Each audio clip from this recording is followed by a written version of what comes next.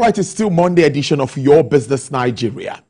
Now, the International Monetary Fund's Managing Director, Kristalina Georgieva, has warned that the world is in danger of becoming mired with a low-growth, high-debt path that will leave governments with fewer resources to improve opportunities for their people and tackle climate change and other challenges.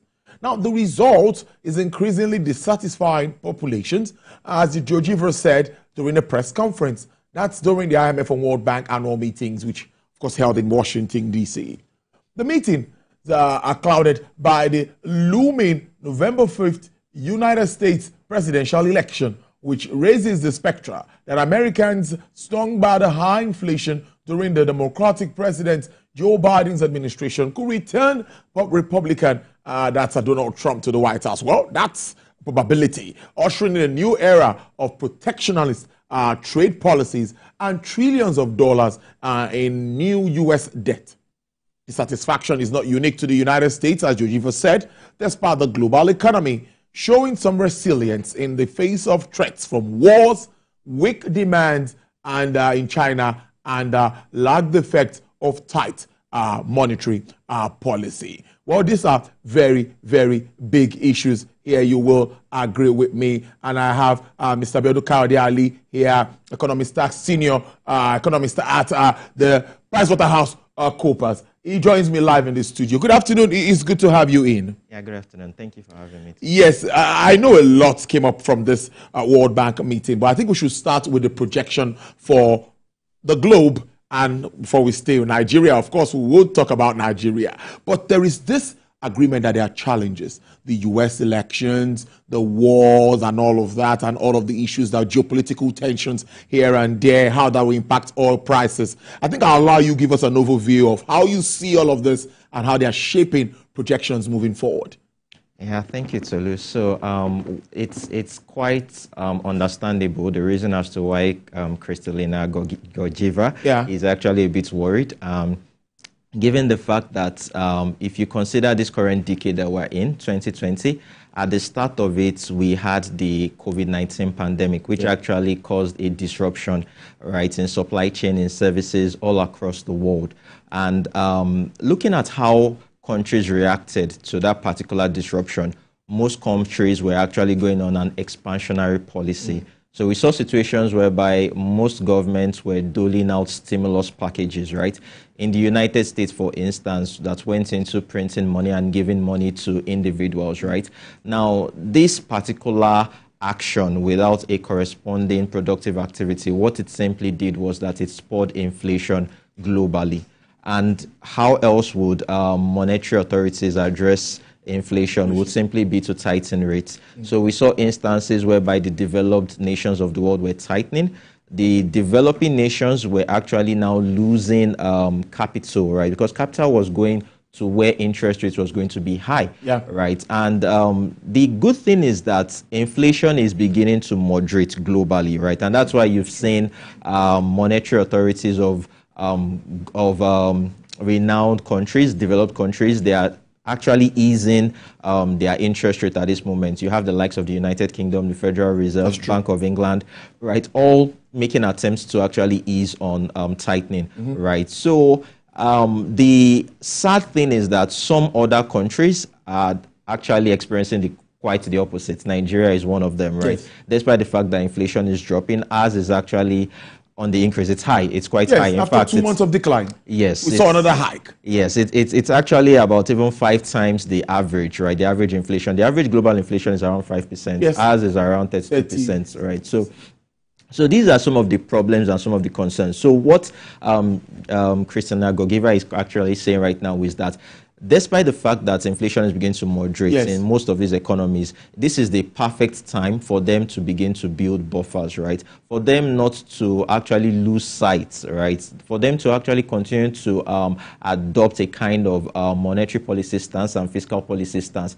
That's what she's trying to say. Now, if you bring it down to Africa, right, we do know that despite the fact that there is projection for growth, world growth around 3%, Africa the growth is kind of, there are disparities in the growth, basically. Africa is encountering its own peculiar circumstances, right? We've seen instances of flooding, we've seen instances of climate change, we've seen instances of war as well, unrest, right? And this is actually impacting on regional growth. Then to Nigeria, we have our own issues as well. The same issues that has to do with inflation, high inflation, the same issues that have to do with high exchange rates, right? And high mountain debt. So these are concerns that all leaders across the world would definitely bear in mind. And it's something Nigeria also should actually factor in. So it makes a lot of sense with some of the recommendations that the IMF has given. But then in that recommendation that was given,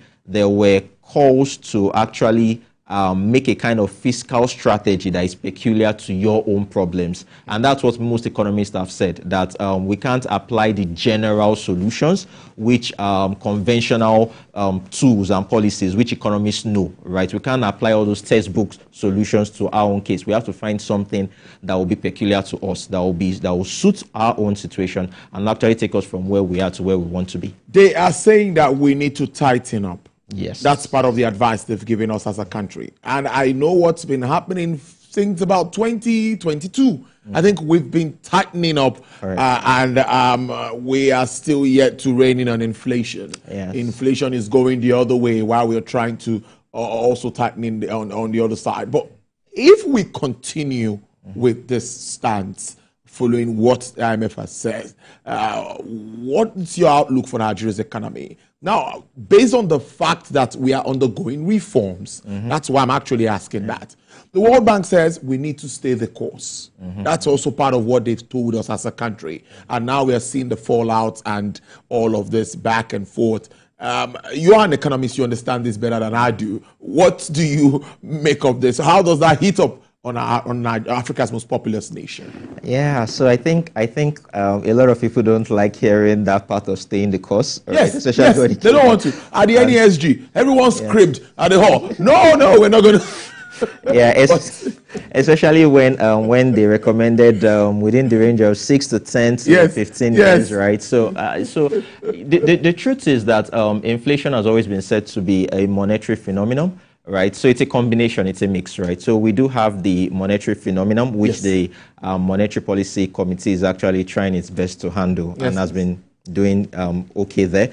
Then there is also the structural side, right? So from my own view, I think we need to be holistic in implementation of some of these solutions, right? Okay. Some of the solutions that have been mentioned, it seems like the Monetary Policy Committee or the monetary authorities, they are doing their own parts. They are fulfilling their part to the letter.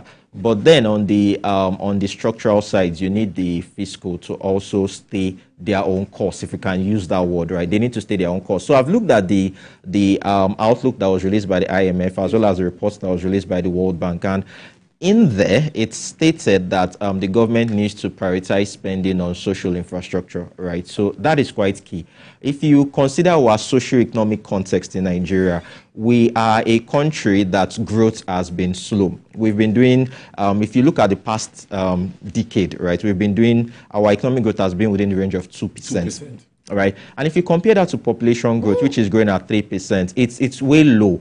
The implication of that simply is that there's going to be low standard of living. Yes. That's a given, right? There won't be enough drifting into poverty. Exactly. There won't be enough economic activities to actually absorb people into the employment, right? So these are some of the challenges we have. Then I've mentioned the issue of, like you said, inflation being high continually will definitely make people fall into the poverty line. I know one interesting thing, the poverty line that we currently use to measure socioeconomic indicators, the multidimensional poverty, the last time it was released, it stated that we had about 133 million Nigerians in poverty. The interesting thing is that figure came out, I think, in 2021. So at that point in time, our exchange rate was about 450 naira to the dollar. Currently, we're talking about 1,600. Yes, please. So by the time you actually do an estimate of the multidimensional poverty, you'll see that we actually might have more than 133 million people actually being multidimensionally poor. And in terms of multidimensional indicators, you're looking at things such as their living standard, access to water, right, access to secure jobs, right, access to education and health, right. So if you consider the rate at which inflation is going, a lot of people are thrown below that particular line. Then you also want to look at circumstances whereby a lot of our people are even emigrating, right? We have a lot of bright minds that actually live in jackpotting.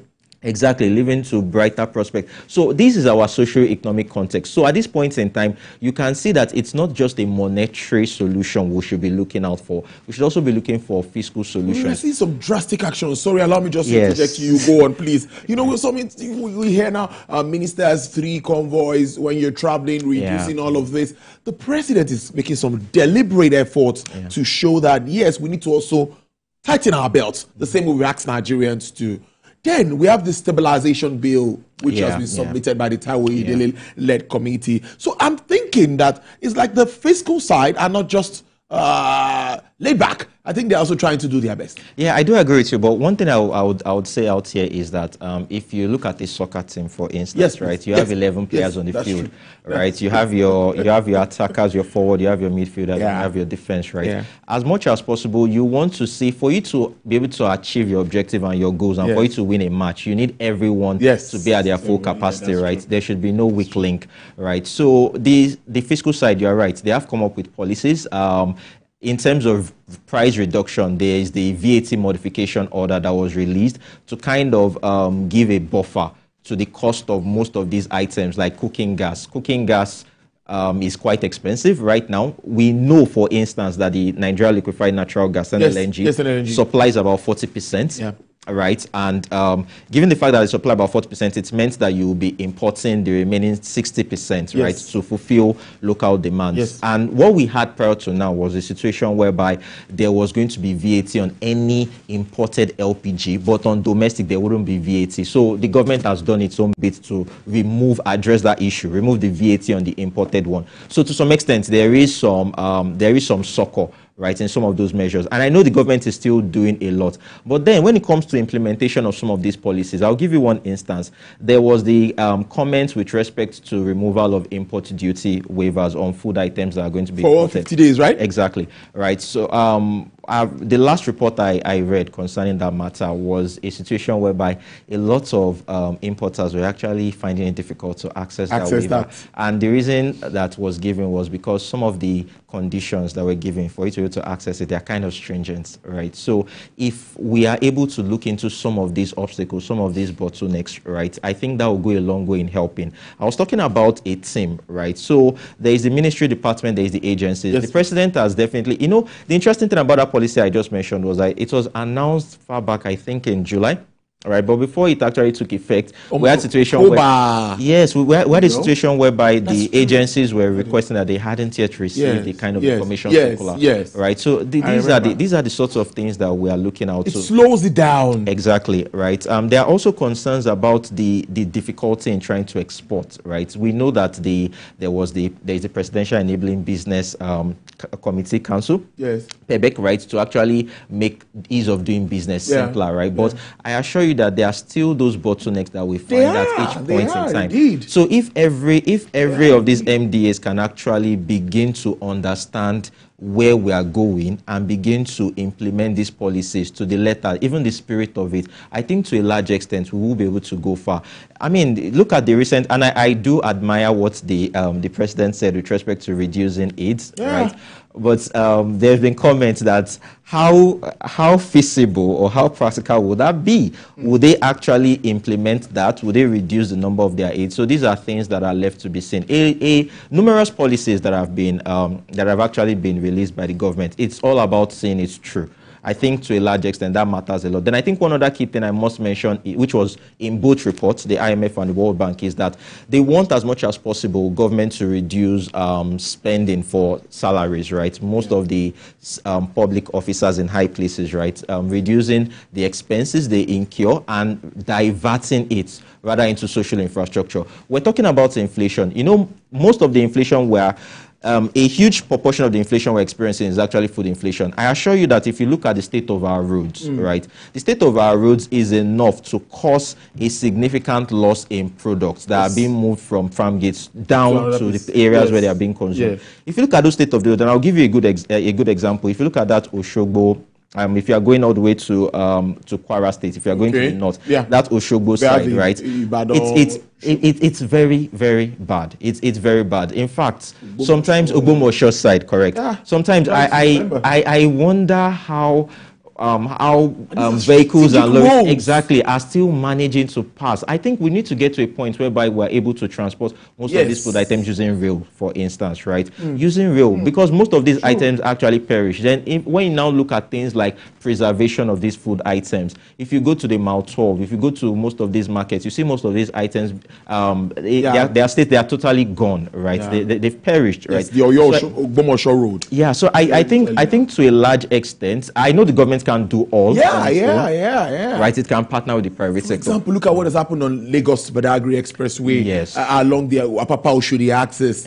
If you used to plow that road before now, you know that there's a difference in what we have now. It was private sector driven. I think it was a tax credit thing, Dangote and all of that, and they took charge.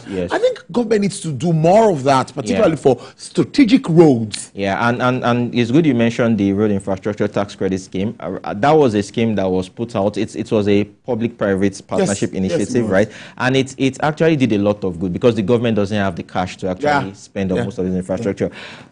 Currently, that scheme is being questioned, right? That scheme is currently being questioned. I think it was being reviewed. That's how much of... So I think we all, like I said, it's a team. It's a team, right? 11 players. Everyone needs to give their best and with a common strategy. You don't want a situation whereby team members are competing among themselves, right? Whereby authorities, agencies, different agencies are trying to find out who to collect the revenue, right?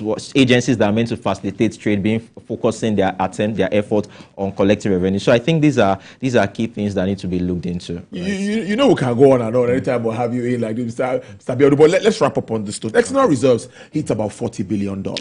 And there's been this increase. And according to the Deputy Governor of the Central Bank, he says the target is $1 billion every month. That's what he told them at the World Bank IMF meeting. But for me, I want to ask you, do you think this is going to help? Well, to be honest with you, we actually do need those reserves to actually grow. We need them growing. And to be honest, there was the report from JP Morgan that said most of it is actually encumbered. Right? We actually do need to do a lot in terms of that, because if we can do that to a large extent, we'll be able to buffer the exchange rate, right? So I do think it's feasible, right? But it's only feasible if you are able to attract foreign direct investments into the country, foreign portfolio investment into the country. We've seen situations where lots of companies are divesting. Right, they are leaving the shores of the country, and the only way you can actually do that, attract them back, is if the environment is actually is friendly, right? If the environment is friendly. If it isn't, it's going to be a tall order. So I know the federal government, through the Monetary Policy Authority, they are doing a lot to introduce diaspora bonds, right, to attract investment in the country. But I do think that they do need a lot more. They do need a lot more. It will help us in the long run, but a lot more needs to be done. Right? A lot more really needs to be done. Look at the write-up on screen. IMF says Nigeria's inflation to drop to 25%. That's by 2025. I read that too in that speech. Let's wrap up on that note. Okay, so I think it's actually feasible to actually bring it down to 25%. But one key thing we need to do is to deal with the issue of exchange rates. So all these things are interconnected, because definitely there's a lot of pass-through effects with most of the items that are being imported. So if we can have that stable exchange rate, if we're able to attract the necessary investment from that angle, and if we're able to deal with food insecurity, to a large extent, we can achieve that. Interesting stuff. I think it's on that optimistic note we're going to wrap this up. Economist, tax senior manager, PricewaterhouseCoopers, Mr. Abiodun Kayode Ali. Let me get a handshake. Thank you so much. Have a great week. Thank you so much for joining the program. Thank you for having me. All right then. Well,